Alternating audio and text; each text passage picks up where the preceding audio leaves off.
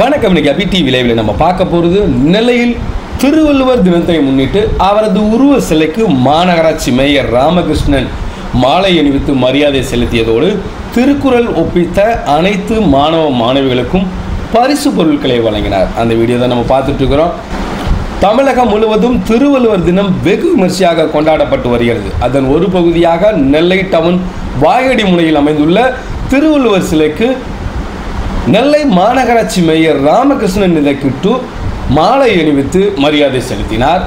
இந்த நிகழ்வில் மாமன்ற உறுப்பினர் உலகநாதன், அப்துல் சுபுகானி, மேயரின் உதவியாளர் ஷேக் பிள்ளை உள்ளிட்ட ஏராளமானோர் கலந்து கொண்டனர்.